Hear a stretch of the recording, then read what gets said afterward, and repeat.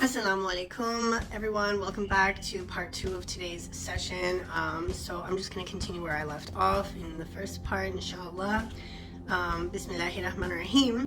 If you remember, if you watched the first part of today's session, I left off by telling you that Muawiyah attempted to gain the Pledge of Allegiance from, or the approval, even just approval of his son Yazid's Caliphate from Imam Hussain alayhi salam. And he used, in order to gain this approval, he used both threats and leniency, which is kind of the opposite, but neither worked. So Yazid made similar attempts after the death of his father, but Imam Hussain refused to submit to the rule of someone like Yazid. He was a drunkard, not to mention many other sinful things. Imam Hussain was fully aware of his role in history. He knew that he must carry out a revolution that would shock the conscience of the Muslim nation, a nation that had grown so accustomed to bending to the will of a tyrannical ruler that one could reasonably fear that it has gone past repair. A society that submitted for so long to Umayyad policies and subjugation would not be reformed merely by words. Words were the least likely method to influence change. Words cannot affect a spiritless heart and a numb conscience. This lethargic nation needed an example that would shake it to its core, an example that would live on in its blazing inspirations, an example that would uproot the rotting culture that numbed the nation's minds and stopped it from shaping a radiant future. This dismal reality allowed Imam Hussain alayhi salam to confront his historic role. His role compelled him to revolt. His revolt would reflect the hopes of millions. His revolt would shake the conscience of millions. His revolt would be an example. He would be the role model in the struggle against injustice. Up to that point, all that was history. And then came the revolution of Hussain alayhi salam. Okay, now we're up to part 2, causes and grievances. Okay, the Alids. Now, Alids means, I believe it means the Caliphate of Imam Ali alayhi salam. As you know, Imam Ali alayhi salam was the 4th rightly guided Caliph of Islam. And I say that in quotations because to us Shia, that was not his role. To us Shia, he was the immediate successor after the Prophet Muhammad, peace be upon him, and his family, as was announced by the Prophet, peace be upon him, at al-Ghadir, after his farewell pilgrimage that he performed in Medina, and they were on their way back.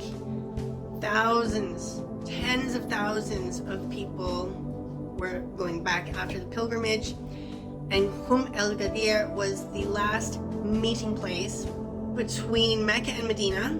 So on the way back from Mecca, going back to Medina, in the desert, there's a watering hole. There was a meeting place where everyone who lived everywhere, that was their last meeting place, where they were still together before they dispersed back to their own consecutive homes.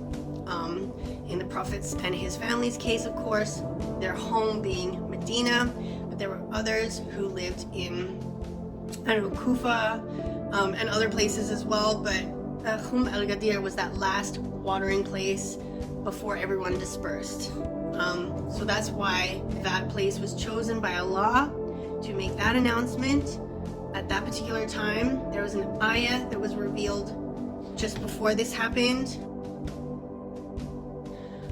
which essentially says, if you do not do this now, then the religion is not complete. It's as though you didn't do anything. It is as though it's useless. This whole message of Islam that you have been trusted with to spread, to give to the people from Allah, has been for nothing if you don't do this right now.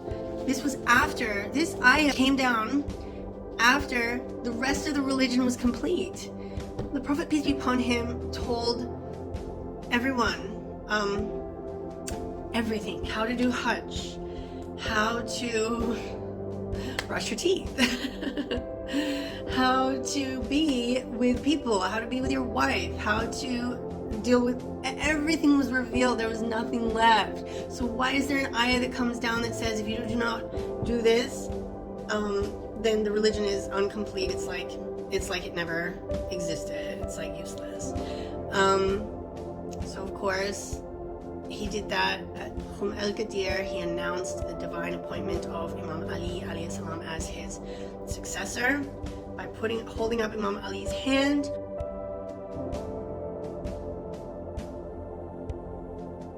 on a makeshift pulpit that he made in front of tens of thousands of people in order to relay this message. After this message was relayed, another verse of the Quran was revealed that essentially says, now your religion is complete. Now the religion of Islam is completed. It is perfect. There's nothing left. You've done everything now. It is complete.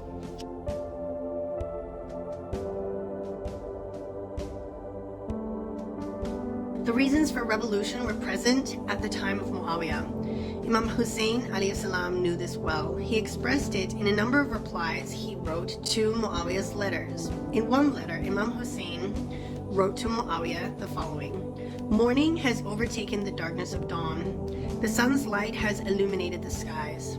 You have shown favoritism in extravagance. You have been greedy in hoarding wealth.